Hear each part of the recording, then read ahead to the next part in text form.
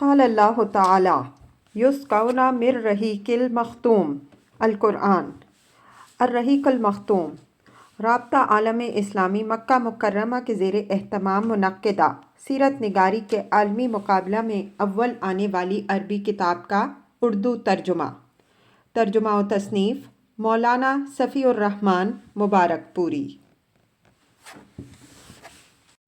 ابی بن خلف کا قتل۔ ابن اسحاق کا بیان ہے کہ جب رسول اللہ صلی اللہ علیہ وسلم گھاٹی میں تشریف لا چکے تو ابی بن خلف یہ کہتا ہوا آیا کہ محمد صلی اللہ علیہ وسلم کہاں ہے؟ یا تو میں رہوں گا یا وہ رہے گا۔ صحابہ رضی اللہ عنہم اجمعین نے کہا، یا رسول اللہ صلی اللہ علیہ وسلم، ہم میں سے کوئی اس پر حملہ کرے؟ رسول اللہ صلی اللہ علیہ وسلم نے فرمایا، اسے آنے دو۔ جب قریب آیا تو رسول اللہ صلی اللہ علیہ وسلم نے حارث بن سماع رضی اللہ عنہ سے ایک چھوٹا سا نیزہ لیا اور لینے کے بعد جھٹکا دیا تو اس طرح لوگ ادھر ادھر اڑ گئے جیسے اونٹ اپنے بدن کو جھٹکا دیتا ہے تو مکھیاں اڑ جاتی ہیں۔ اس کے بعد آپ صلی اللہ علیہ وسلم اس کے سامنے آ پہنچے۔ اس کی خود اور ذرا کے درمیان حلق کے پاس تھوڑی سی جگہ کھلی دکھائی پڑی۔ آپ صلی اللہ علیہ وسلم نے اسی پر ٹکا کر ایسا نیزہ مارا کہ وہ گھوڑے سے کئی بار لڑک گیا۔ جب قریش کے پاس گیا، در حالانکہ گردن میں کوئی بڑی خراش نہ تھی، البتہ خون بند نہ تھا اور بہتا نہ تھا، تو کہنے لگا، مجھے واللہ محمد صلی اللہ علیہ وسلم نے قتل کر دیا۔ لوگوں نے کہا، خدا کی قسم تم نے دل چھوڑ دیا ہے، ورنہ تمہیں واللہ کوئی خاص چوٹ نہیں ہے۔ اس نے کہا، وہ مکے میں مجھ سے کہہ چکا تھا کہ میں تمہیں قتل کروں گا، اس لیے خدا کی قسم اگر وہ مجھ پر تھوک دیتا تو بھی میری جان چلی جاتی۔ بالآخر اللہ کا یہ دشمن مکہ واپس ہوتے ہوئے مکان صرف پر پہنچ کر مر گیا۔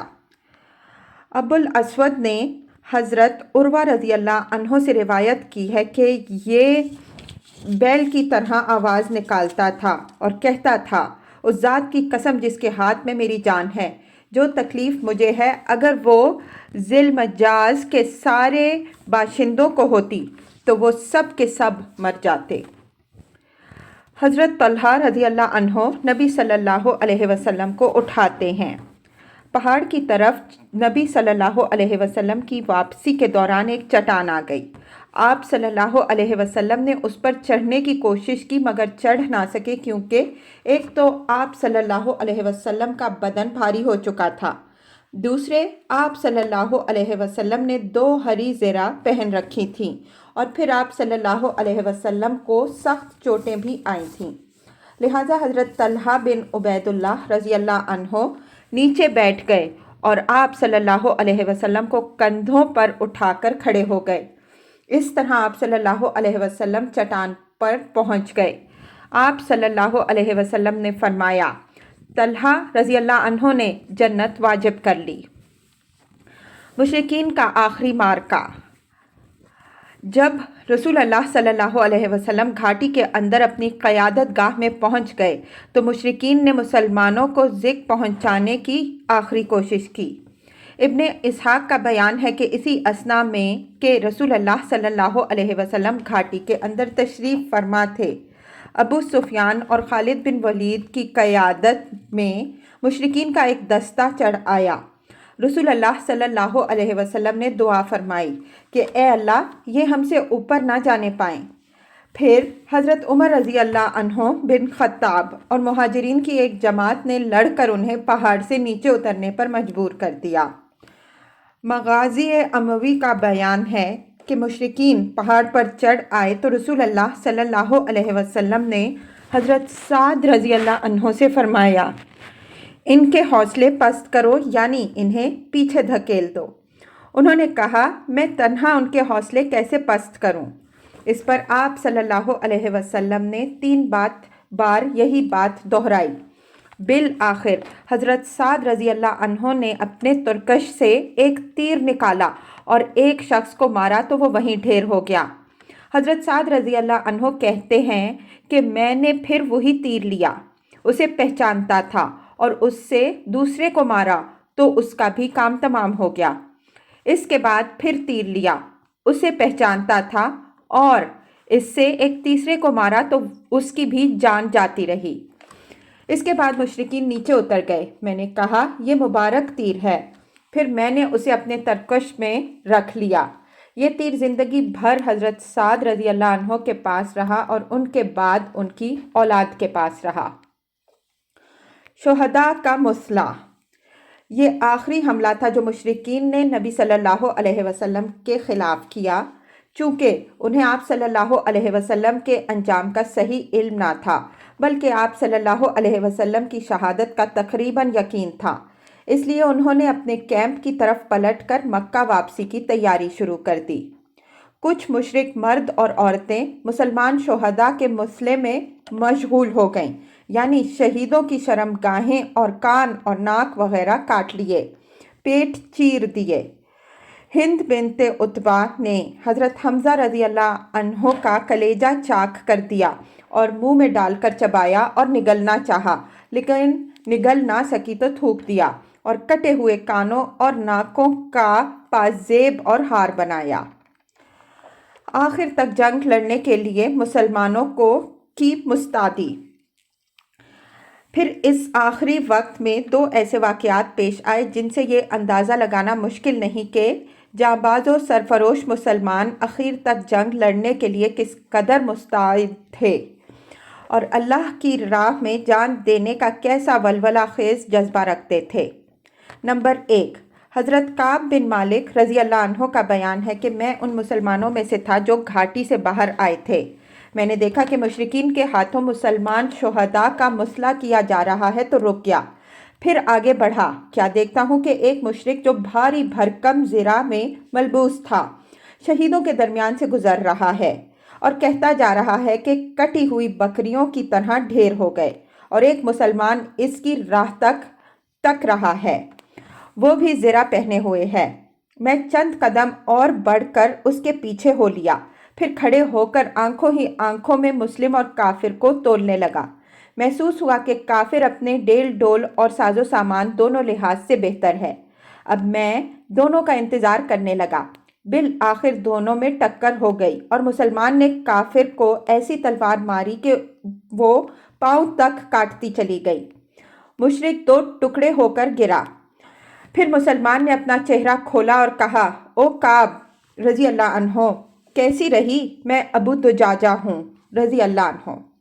نمبر 2، خاتمہ جنگ پر کچھ مومن عورتیں میدان جہاد میں پہنچیں۔ چنانچہ انس رضی اللہ عنہ کا بیان ہے کہ میں نے حضرت عائشہ بنت ابی بکر رضی اللہ عنہا و رضی اللہ عنہ اور ام سلیم رضی اللہ عنہا کو دیکھا کہ پنڈلی کی پازیب تک کپڑے چڑھائے پیٹھ پر پانی کے مشکیزیں لا رہی ہیں اور زخمیوں کے منہ میں انڈیل رہی تھیں۔ حضرت عمر رضی اللہ عنہ کا بیان ہے کہ احد کے روز حضرت ام سلیت رضی اللہ عنہا ہمارے لیے مشکیزیں بھر بھر کر لا رہی تھیں۔ انہی عورتوں میں حضرت ام ایمن رضی اللہ عنہا بھی تھیں۔ انہوں نے جب شکست خوردہ مسلمانوں کو دیکھا کہ مدینے میں گھسنا چاہتے ہیں تو ان کے چہروں پر مٹی پھینکنے لگیں اور کہنے لگیں، یہ سوت کاٹنے کا تکلا لو اور ہمیں تلوار دو۔ اس کے بعد تیزی سے میدان جنگ پہنچی اور زخمیوں کو پانی پلانے لگیں۔ ان پر حبان بن ارقہ نے تیر چلایا، وہ گر پڑی اور پردہ کھل گیا۔ اس پر اللہ کے اس دشمن نے بھرپور قہقہا لگایا۔ رسول اللہ صلی اللہ علیہ وسلم پر یہ بات گراں گزری اور آپ صلی اللہ علیہ وسلم نے حضرت سعد بن ابی وقاص رضی اللہ عنہ کو ایک بغیر انی کے تیر دے کر فرمایا، اسے چلاؤ۔ حضرت سعد رضی اللہ عنہ نے چلایا تو وہ تیر حبان کے حلق پر لگا اور وہ چت گرا اور اس کا پردہ کھل گیا۔ اس پر رسول اللہ صلی اللہ علیہ وسلم اس طرح ہنسے کہ جڑ کے دانت دکھائی دینے لگے۔ فرمایا، سعد رضی اللہ عنہ نے ام ایمن رضی اللہ عنہا کا بدلہ چکا دیا، اللہ ان کی دعا قبول کرے۔ گھاٹی میں قراریابی کے بعد جب رسول اللہ صلی اللہ علیہ وسلم نے گھاٹی کے اندر اپنی قیام گاہ میں ذرا قرار پا لیا تو حضرت علی بن ابی طالب رضی اللہ عنہ محراث سے اپنی ڈھال میں پانی بھر لائے۔ کہا جاتا ہے کہ مہراز پتھر میں بنا ہوا وہ گڑھا ہوتا ہے جس میں زیادہ سا پانی آ سکتا ہو، اور کہا جاتا ہے کہ یہ احد میں ایک چشمے کا نام تھا۔ بہرحال حضرت علی رضی اللہ عنہ نے وہ پانی نبی صلی اللہ علیہ وسلم کی خدمت میں پینے کے لیے پیش کیا۔ آپ صلی اللہ علیہ وسلم نے قدرے ناگوار بو محسوس کی، اس لیے اسے پیا تو نہیں، البتہ اس سے چہرے کا خون دھو لیا اور سر پر بھی ڈال لیا۔ اس حالت میں آپ صلی اللہ علیہ وسلم فرما رہے تھے، اس شخص پر اللہ کا سخت غضب ہو جس نے اس کے نبی صلی اللہ علیہ وسلم کے چہرے کو خون آلود کیا۔ حضرت سہل رضی اللہ عنہ فرماتے ہیں، مجھے معلوم ہوا کہ رسول اللہ صلی اللہ علیہ وسلم کا زخم کس نے دھویا، پانی کس نے بہایا اور علاج کس چیز سے کیا گیا۔ آپ صلی اللہ علیہ وسلم کی لخت جگر حضرت فاطمہ رضی اللہ عنہا آپ صلی اللہ علیہ وسلم کا زخم دھو رہی تھیں اور حضرت علی رضی اللہ عنہ ڈھال سے پانی بہا رہے تھے۔ جب حضرت فاطمہ رضی اللہ عنہا نے دیکھا کہ پانی کے سبب خون بڑھتا ہی جا رہا ہے تو چٹائی کا ایک ٹکڑا لیا اور اسے جلا کر چپکا دیا، جس سے خون رک گیا۔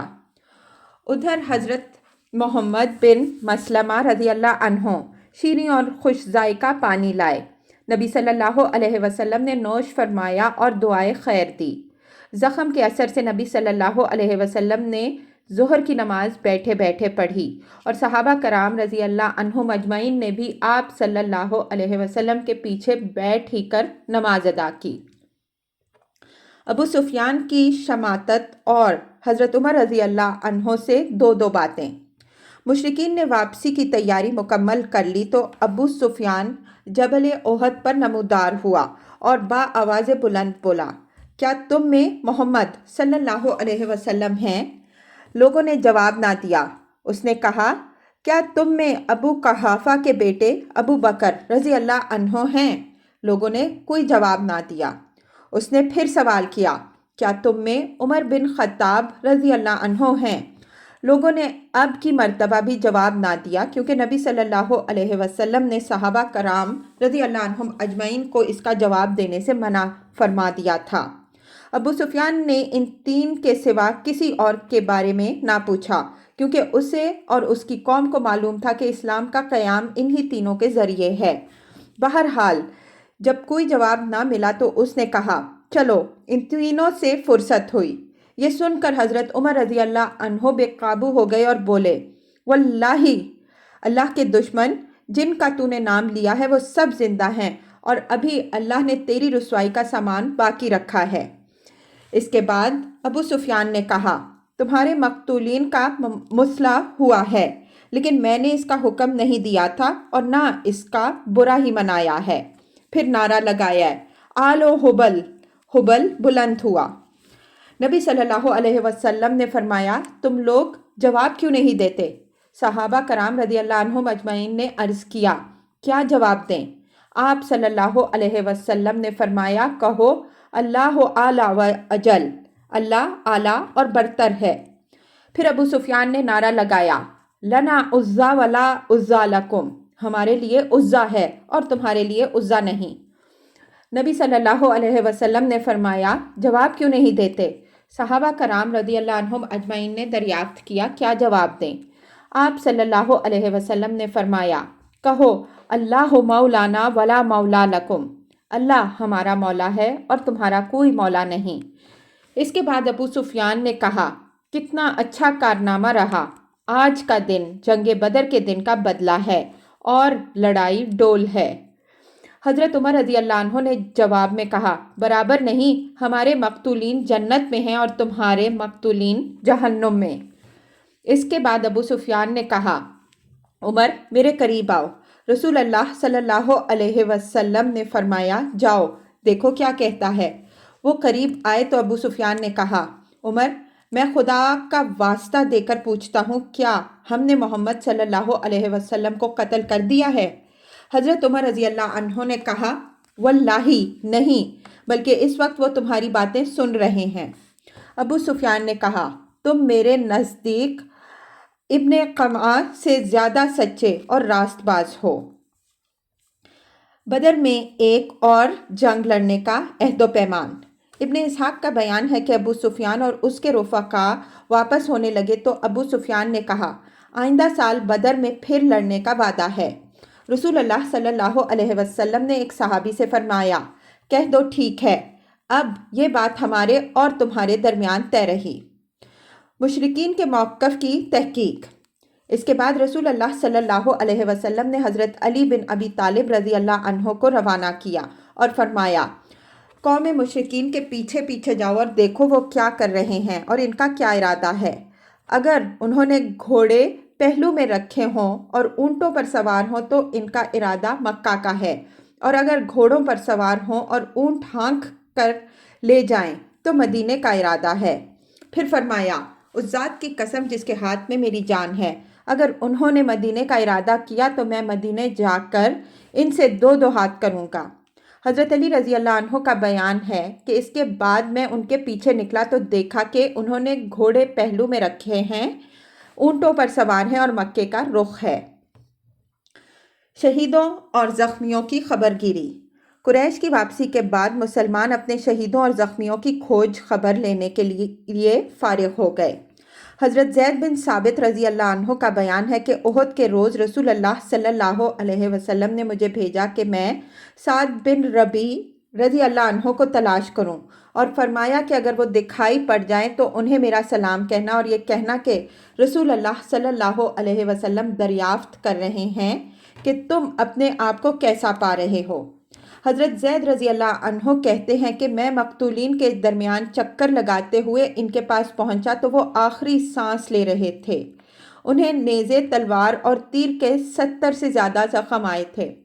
میں نے کہا، اے سعد، اللہ کے رسول صلی اللہ علیہ وسلم آپ کو سلام کہتے ہیں اور دریافت فرما رہے ہیں کہ مجھے بتاؤ اپنے آپ کو کیسا پا رہے ہو۔ انہوں نے کہا، اللہ کے رسول صلی اللہ علیہ وسلم کو سلام، آپ سے عرض کرو کہ یا رسول اللہ صلی اللہ علیہ وسلم، جنت کی خوشبو پا رہا ہوں، اور میری قوم انصار سے کہو کہ اگر تم میں سے ایک آنکھ بھی ہلتی رہی اور دشمن رسول اللہ صلی اللہ علیہ وسلم تک پہنچ گیا تو تمہارے لیے اللہ کے نزدیک کوئی عذر نہ ہوگا۔ اور اسی وقت ان کی روح پرواز کر گئی۔ لوگوں نے زخمیوں میں اسیرم رضی اللہ عنہ کو بھی پایا، جن کا نام عمر بن ثابت تھا۔ ان میں تھوڑی سی رمق باقی تھی۔ اس سے قبل انہیں اسلام کی دعوت دی جاتی تھی مگر وہ قبول نہیں کرتے تھے، اس لیے لوگوں نے حیرت سے کہا کہ یہ اسیرم کیسے آیا ہے؟ اسے تو ہم نے اس حالت میں چھوڑا تھا کہ وہ اس دین کا انکاری تھا۔ چنانچہ ان سے پوچھا گیا کہ تمہیں یہاں کیا چیز لے آئی؟ قوم کی حمایت کا جوش یا اسلام کی رغبت؟ انہوں نے کہا، اسلام کی رغبت۔ در حقیقت میں اللہ اور اس کے رسول صلی اللہ علیہ وسلم پر ایمان لے آیا اور اس کے بعد رسول اللہ صلی اللہ علیہ وسلم کی حمایت میں شریک جنگ ہوا، یہاں تک کہ اب اس حالت سے دوچار ہوں جو آپ لوگوں کی آنکھوں کے سامنے ہے، اور اسی وقت ان کا انتقال ہو گیا۔ لوگوں نے رسول اللہ صلی اللہ علیہ وسلم سے اس کا ذکر کیا تو آپ صلی اللہ علیہ وسلم نے فرمایا، وہ جنتیوں میں سے ہے۔ ابو ہریرہ رضی اللہ عنہ کہتے ہیں کہ حالانکہ اس نے اللہ کے لیے ایک وقت کی بھی نماز نہیں پڑھی تھی، کیونکہ اسلام لانے کے بعد ابھی کسی نماز کا وقت آیا ہی نہ تھا کہ شہید ہو گئے۔ انہی زخمیوں میں قزمان بھی ملا۔ اس نے اس جنگ میں خوب داد شجاعت دی تھی اور تنہا 7 یا 8 مشرکین کو تہہ تیغ کیا تھا۔ جب وہ ملا تو زخموں سے چور تھا۔ لوگ اسے اٹھا کر بنو ظفر کے محلے میں لے گئے اور مسلمانوں نے اسے خوشخبری سنائی۔ کہنے لگا، واللہ میری جنگ تو محض اپنی قوم کے ناموس کے لیے تھی، اور اگر یہ بات نہ ہوتی تو میں لڑائی ہی نہ کرتا۔ اس کے بعد جب اس کے زخموں نے شدت اختیار کی تو اس نے اپنے آپ کو ذبح کر کے خودکشی کر لی۔ ادھر رسول اللہ صلی اللہ علیہ وسلم سے اس کا جب بھی ذکر کیا جاتا تو فرماتے کہ وہ جہنمی ہے، اور اس واقعے نے آپ صلی اللہ علیہ وسلم کی پیشن گوئی پر مہر تصدیق ثبت کر دی۔ حقیقت یہ ہے کہ اعلاء کلمت اللہ کے بجائے वतनियत या किसी भी दूसरी राह में लड़ने वालों का अंजाम यही है, चाहे वो इस्लाम के झंडे तले बल्कि रसूल सल्लल्लाहु अलैहि वसल्लम और सहाबा रज़ी अल्लाह अन्हुम अजमईन के लश्कर ही में शरीक होकर क्यों ना लड़ रहे हों। इसके बिल्कुल बरअक्स मकतूलीन में बनु सालबा का एक यहूदी था। उसने उस वक्त जबकि जंग के बादल मंडला रहे थे अपनी कौम से कहा, ए जमात यहूद, खुदा की कसम तुम जानते हो कि मोहम्मद सल्लल्लाहु अलैहि वसल्लम की मदद तुम पर फ़र्ज़ है। यहूद ने कहा, मगर आज सब्त का दिन है। उसने कहा, तुम्हारे लिए कोई सब्त नहीं।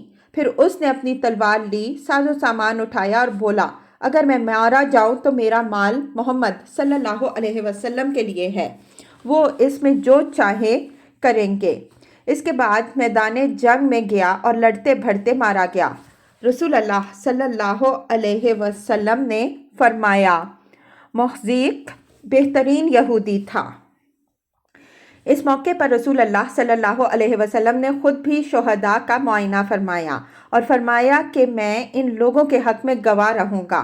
हकीकत यह है कि जो शख्स अल्लाह की राह में ज़ख्मी किया जाता है, उसे अल्लाह क़यामत के रोज़ उस हालत में उठाएगा कि उसके ज़ख़म से खून बह रहा होगा। रंग तो खून ही का होगा, लेकिन खुशबू मश्क की होगी। कुछ सहाबा रज़ी अल्लाह अन्हुम अजमईन ने अपने शुहदा को मदीना मुंतकिल कर लिया था। आप सल्लल्लाहु अलैहि वसल्लम ने उन्हें हुक्म दिया कि अपने शहीदों को वापस लाकर उनकी शहादत गाहों में दफन करें। नीज़ शुहदा के हथियार और पोस्तीन के लिबास उतार दिए जाएं, फिर इन्हें गुस्ल दिए बग़ैर जिस हालत में हो उसी हालत में दफन कर दिया जाए। आप सल्लल्लाहु अलैहि वसल्लम दो दो तीन तीन शहीदों को एक ही कब्र में दफन फरमा रहे थे और दो दो आदमियों को एक ही कपड़े में इकट्ठा लपेट देते थे और दरियाफ्त फरमाते थे कि इनमें से किसको कुरान ज़्यादा याद है। लोग जिसकी तरफ इशारा करते उसे लहद में आगे करते और फरमाते कि मैं क़यामत के रोज़ इन लोगों के बारे में गवाही दूंगा। अब्दुल्ला बिन अमर बिन हराम रज़ी अल्लाह अन्हो और उमर बिन जमू रज़ी अल्लाह अन्हो एक ही कब्र में दफन किए गए, क्योंकि इन दोनों में दोस्ती थी। हज़रत हंदला रज़ी अल्लाह अन्हो की लाश गायब थी। तलाश के बाद एक जगह इस हालत में मिली कि ज़मीन पर पड़ी थी और इससे पानी टपक रहा था। रसूल अल्लाह सल्लल्लाहु अलैहि वसल्लम ने सहाबा कराम रज़ी अल्लाह अन्हुम अजमईन को बतलाया कि फ़रिश्ते इन्हें गुस्ल दे रहे हैं। फिर फरमाया, इनकी बीवी से पूछो क्या मामला है। उनकी बीवी से दरियाफ्त किया गया तो उन्होंने वाक़या बतलाया। यहीं से हज़रत हंज़ला रज़ी अल्लाह अन्हो का नाम गसीलुल मलाइका, फरिश्तों के गुस्ल दिए हुए पड़ गया। रसूल अल्लाह सल्लल्लाहु अलैहि वसल्लम ने अपने चचा हज़रत हमज़ा रज़ी अल्लाह अन्हो का हाल देखा तो सख्त गमगीन हुए। आप सल्लल्लाहु अलैहि वसल्लम की फुफ्फी हज़रत सफ़िया रज़ी अल्लाह अन्हा तशरीफ़ लाईं।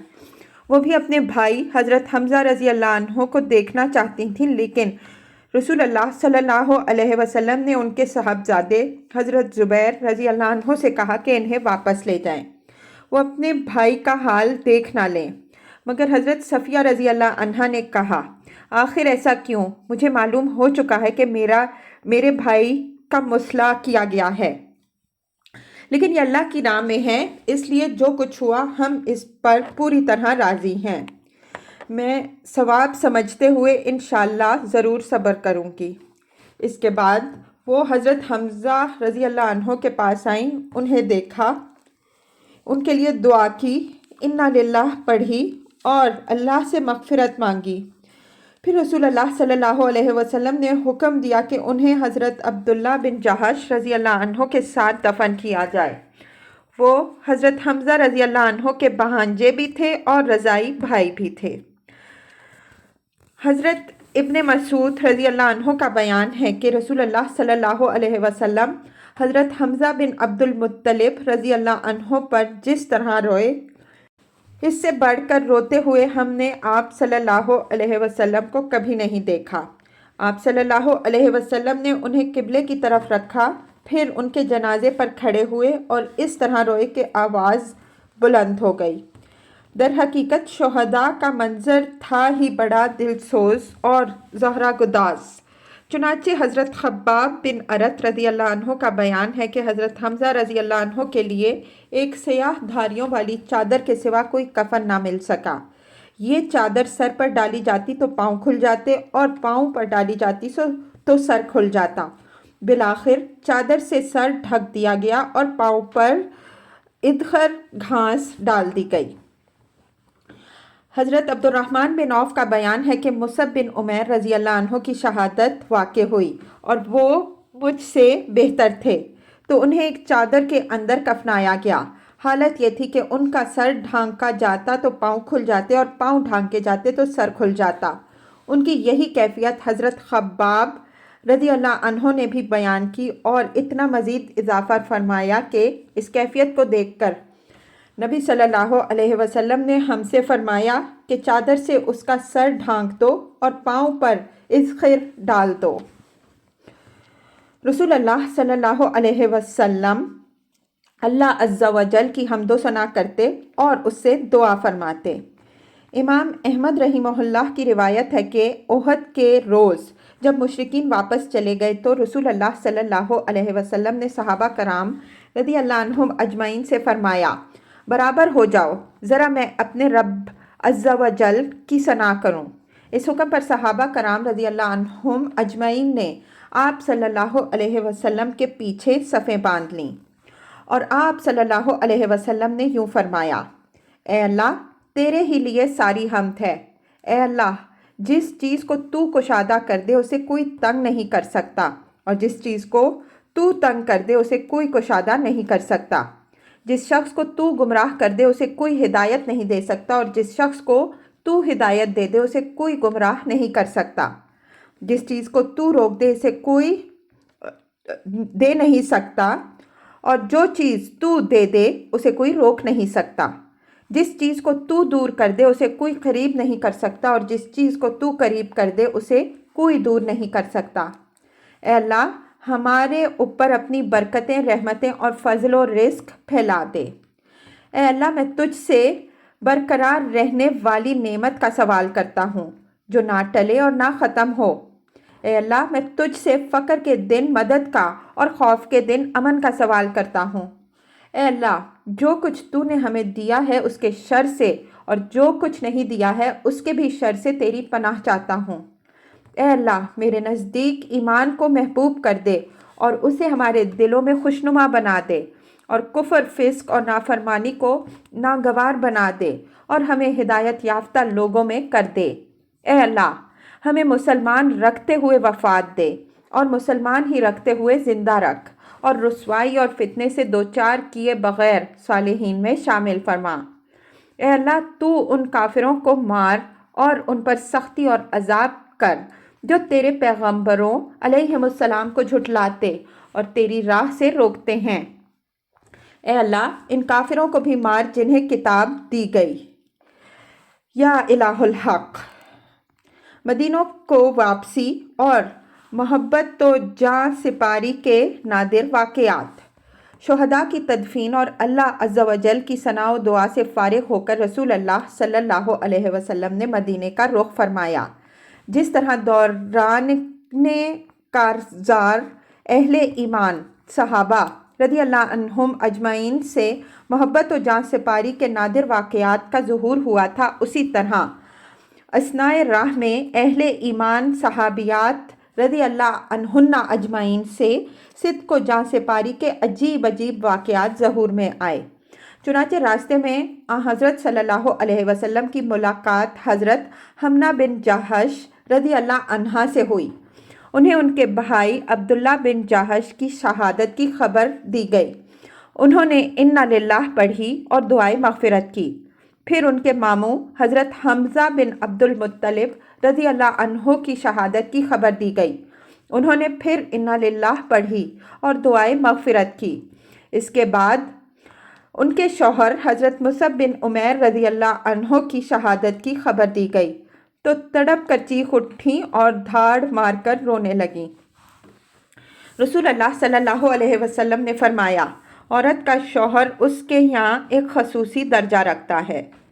इस तरह आप सल्लल्लाहु अलैहि वसल्लम का गुज़र بنو دینار کی ایک خاتون کے پاس سے ہوا جس کے شوہر، بھائی اور والد تینوں خلعت شہادت سے سرفراز ہو چکے تھے۔ جب انہیں ان لوگوں کی شہادت کی خبر دی گئی تو کہنے لگیں کہ رسول اللہ صلی اللہ علیہ وسلم کا کیا ہوا؟ لوگوں نے کہا کہ فلاں حضور صلی اللہ علیہ وسلم بخیر ہیں اور بحمد للہ جیسا تم چاہتی ویسے ہی ہیں۔ خاتون نے کہا ذرا مجھے دکھلا دو، میں بھی آپ صلی اللہ علیہ وسلم کا وجود مبارک دیکھ لوں۔ لوگوں نے انہیں اشارے سے بتلایا۔ جب ان کی نظر آپ صلی اللہ علیہ وسلم پر پڑی تو بے ساختہ پکار اٹھیں، کل مصیبت بعدک حلال، آپ صلی اللہ علیہ وسلم کے بعد ہر مصیبت ہیچ ہے۔ اثنائے راہ میں حضرت سعد بن معاذ رضی اللہ عنہ کی والدہ آپ صلی اللہ علیہ وسلم کے پاس دوڑتی ہوئی آئیں۔ اس وقت سعد بن معاذ رضی اللہ عنہ رسول اللہ صلی اللہ علیہ وسلم کے گھوڑے کی لگام تھامے ہوئے تھے۔ کہنے لگیں یا رسول اللہ صلی اللہ علیہ وسلم میری والدہ ہیں۔ آپ صلی اللہ علیہ وسلم نے فرمایا انہیں مرحبا ہو۔ اس کے بعد ان کے استقبال کے لیے رک گئے۔ جب وہ قریب آ گئیں تو آپ صلی اللہ علیہ وسلم نے ان کے صاحبزادے عمر بن معاذ کی شہادت پر کلمات تعزیت کہتے ہوئے انہیں تسلی دی رضی اللہ عنہ اور صبر کی تلقین فرمائی۔ کہنے لگیں جب میں نے آپ صلی اللہ علیہ وسلم کو بسلامت دیکھ لیا تو میرے لیے ہر مصیبت ہیچ ہے۔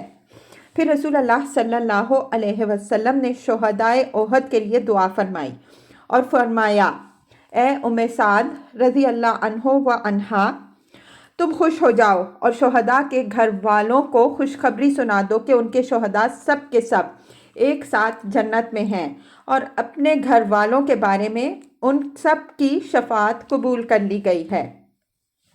کہنے لگی اے اللہ کے رسول صلی اللہ علیہ وسلم، ان کے پسماندگان کے لیے بھی دعا فرما دیجئے۔ آپ صلی اللہ علیہ وسلم نے فرمایا اے اللہ ان کے دلوں کا غم دور کر ان کی مصیبت کا بدل عطا فرما اور باقی ماندگان کی بہترین دیکھ بھال فرما۔ رسول اللہ صلی اللہ علیہ وسلم مدینے میں اسی روز شنبہ 7 شوال سن 3 ہجری کو سر شام رسول اللہ صلی اللہ علیہ وسلم مدینے پہنچے۔ گھر پہنچ کر اپنی تلوار حضرت فاطمہ رضی اللہ عنہا کو دی اور فرمایا بیٹی اس کا خون دھو دو، خدا کی قسم یہ آج میرے لیے بہت صحیح ثابت ہوئی۔ پھر حضرت علی رضی اللہ عنہ نے بھی تلوار لپکائی اور فرمایا اس کا بھی خون دھو دو، واللہ یہ بھی آج بہت صحیح ثابت ہوئی۔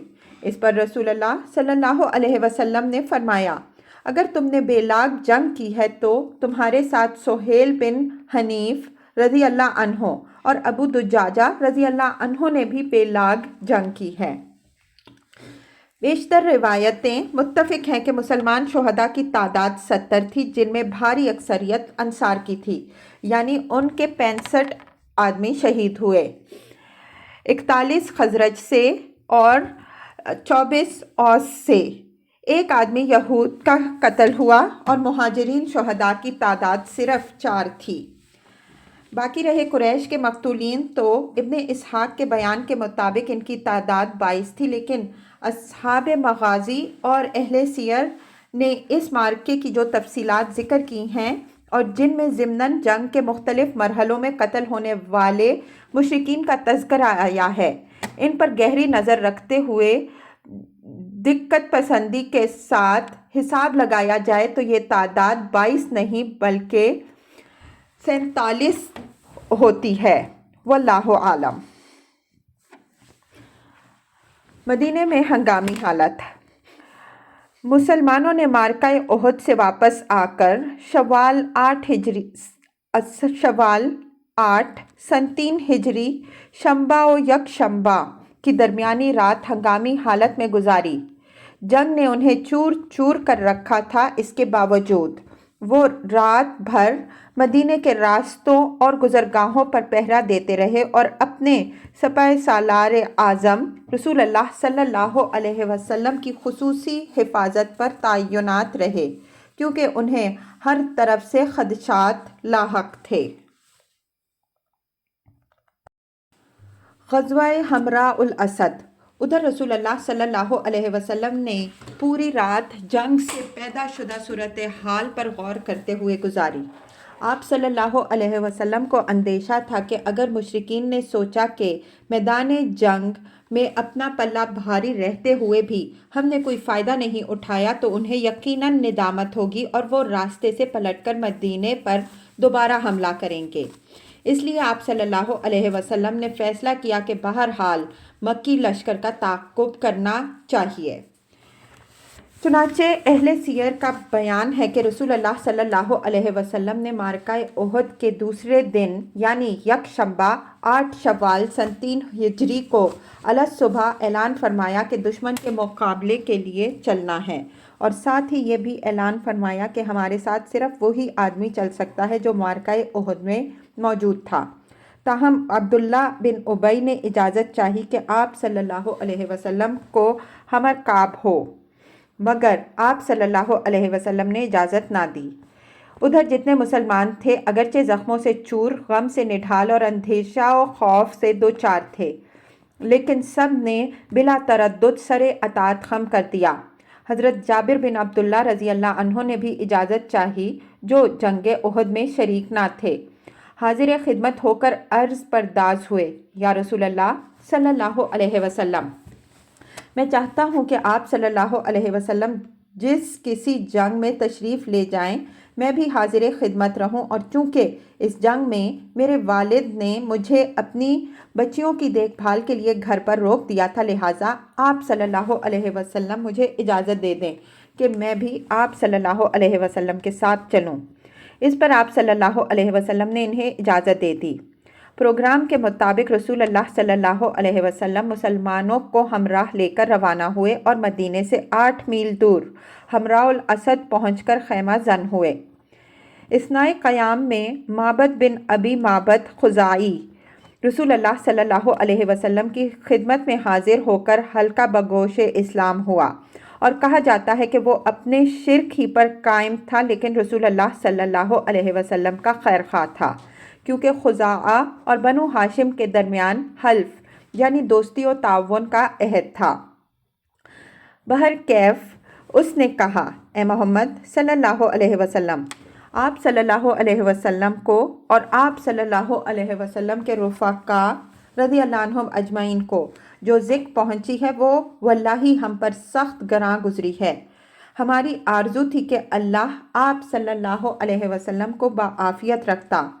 اس اظہار ہمدردی پر رسول اللہ صلی اللہ علیہ وسلم نے اس سے فرمایا کہ ابو سفیان کے پاس جائے اور اس کی حوصلہ شکنی کرے۔ ادھر رسول اللہ صلی اللہ علیہ وسلم نے جو اندیشہ محسوس کیا تھا کہ مشرکین مدینے کی طرف پلٹنے کی بات سوچیں گے وہ بالکل برحق تھا۔ چنانچہ مشرکین نے مدینے سے 36 میل دور مقام روحا پر پہنچ کر جب پڑاؤ ڈالا تو آپس میں ایک دوسرے کو ملامت کی، کہنے لگے تم لوگوں نے کچھ نہیں کیا، ان کی شوکت و قوت توڑ کر انہیں یوں ہی چھوڑ دیا، حالانکہ ابھی ان کے اتنے سر باقی ہیں کہ وہ تمہارے لیے پھر درد سر بن سکتے ہیں، لہٰذا واپس چلو اور انہیں جڑ سے صاف کر دو۔ لیکن ایسا محسوس ہوتا ہے کہ یہ سطحی رائے تھی جو ان لوگوں کی طرف سے پیش کی گئی تھی جنہیں فریقین کی قوت اور ان کے حوصلوں کا صحیح اندازہ نہ تھا۔ اس لیے ایک ذمہ دار افسر صفوان بن امیہ نے اس رائے کی مخالفت کی اور کہا، لوگوں ایسا نہ کرو، مجھے خطرہ ہے کہ جو مسلمان غزوہ احد میں نہیں آئے تھے وہ بھی اب تمہارے خلاف جمع ہو جائیں گے، لہٰذا اس حالت میں واپس چلے چلو کہ فتح تمہاری ہے، ورنہ مجھے خطرہ ہے کہ مدینے پر پھر چڑھائی کرو گے تو گردش میں پڑ جاؤ گے۔ لیکن بھاری اکثریت نے یہ رائے قبول نہ کی اور فیصلہ کیا کہ مدینے واپس چلیں۔ لیکن ابھی پڑاؤ چھوڑ کر ابو سفیان اور اس کے فوجی ملے بھی نہ تھے کہ معبد بن ابی معبد خزاعی پہنچ گیا۔ ابو سفیان کو معلوم نہ تھا کہ یہ مسلمان ہو گیا ہے۔ اس نے پوچھا، معبد پیچھے کی کیا خبر ہے؟ معبد نے پروپیگنڈے کا سخت اعصابی حملہ کرتے ہوئے کہا، محمد صلی اللہ علیہ وسلم اپنے ساتھیوں کو لے کر تمہارے تعاقب میں نکل چکے ہیں۔ ان کی جمعیت اتنی بڑی ہے کہ میں نے ویسی جمعیت کبھی دیکھی ہی نہیں۔ سارے لوگ تمہارے خلاف غصے سے کباب ہوئے جا رہے ہیں۔ احد میں پیچھے رہ جانے والے بھی آ گئے ہیں اور جو کچھ ضائع کر چکے اس پر سخت نادم ہیں، اور تمہارے خلاف اس قدر بھڑکے ہوئے ہیں کہ میں نے اس کی مثال دیکھی ہی نہیں۔ ابو سفیان نے کہا، ارے بھائی یہ کیا کہہ رہے ہو؟ معبد نے کہا، واللہ میرا خیال ہے کہ تم کوچ کرنے سے پہلے پہلے گھوڑوں کی پیشانیاں دیکھ لو گے، یا لشکر کا ہراول دستہ اس ٹیلے کے پیچھے نمودار ہو جائے گا۔ ابو سفیان نے کہا، واللہ ہم نے فیصلہ کیا ہے کہ ان پر پلٹ کر حملہ کریں اور ان کی جڑ کاٹ کے رکھ دیں۔ معبد نے کہا، ایسا نہ کرنا، میں تمہاری خیر خواہی کی بات کر رہا ہوں۔ یہ باتیں سن کر مکی لشکر کے حوصلے ٹوٹ گئے، ان پر گھبراہٹ اور روب طاری ہو گیا اور انہیں اسی میں عافیت نظر آئی کہ مکے کی جانب اپنی واپسی جاری رکھیں۔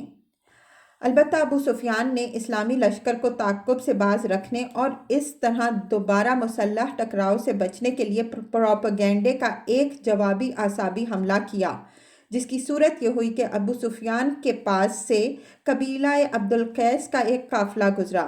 ابو سفیان نے کہا، کیا آپ لوگ میرا یہ پیغام محمد صلی اللہ علیہ وسلم کو پہنچا دیں گے؟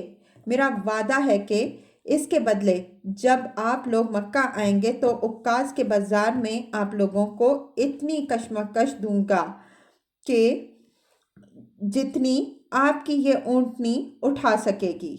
ان لوگوں نے کہا، جی ہاں۔